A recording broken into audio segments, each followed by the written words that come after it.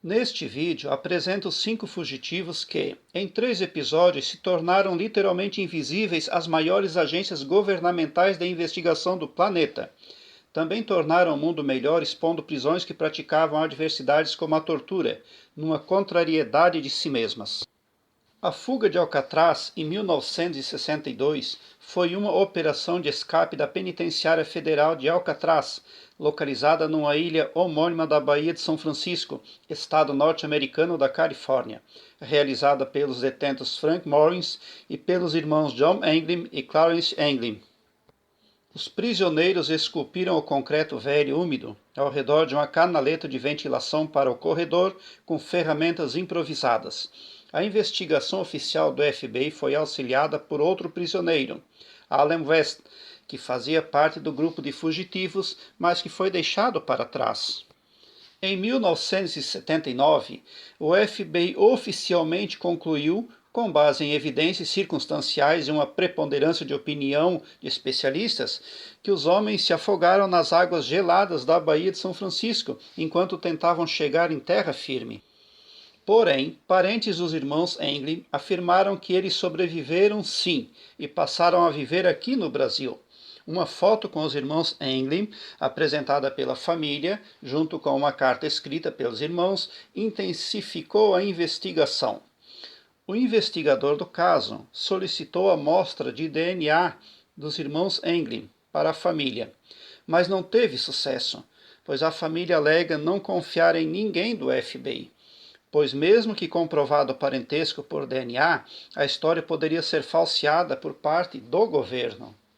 Peritos disseram que a carta não era dos irmãos Anglin, porque a grafia não era trêmula, característica comum à faixa etária a que pertenciam os irmãos Anglin em tal caso.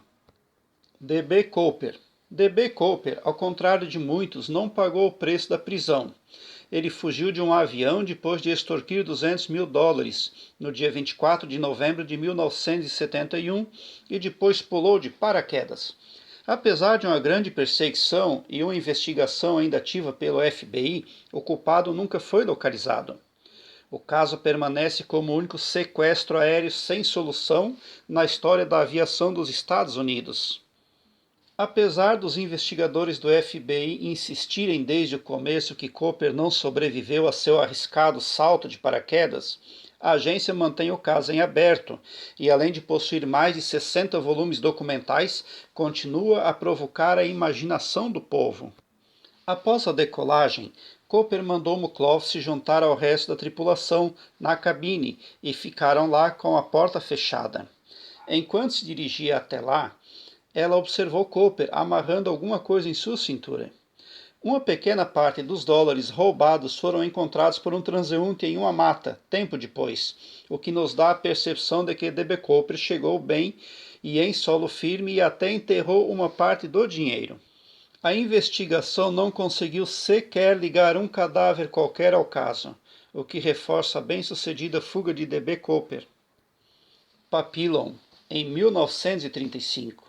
René Bell-Benoit escapou de uma prisão na Guiana Francesa, na Ilha do Diabo. O fotógrafo e escritor Platão Arantes, autor de 2 livros sobre o caso, afirma que René passou a viver em Roraima, depois de fugir com seus parceiros, que estavam sendo bem-sucedidos num garimpo na Guiana Inglesa. Papillon, como era chamado, radicou-se com seus parceiros em Roraima, aqui no Brasil, em 1940.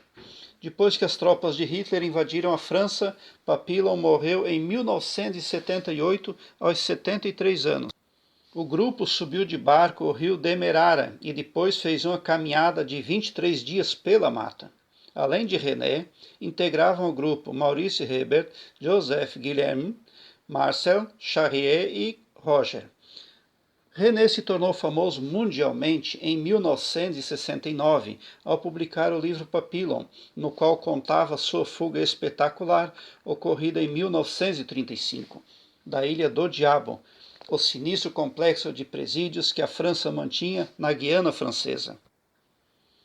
René tinha uma borboleta, arquétipo de transformação, tatuada em seu peito.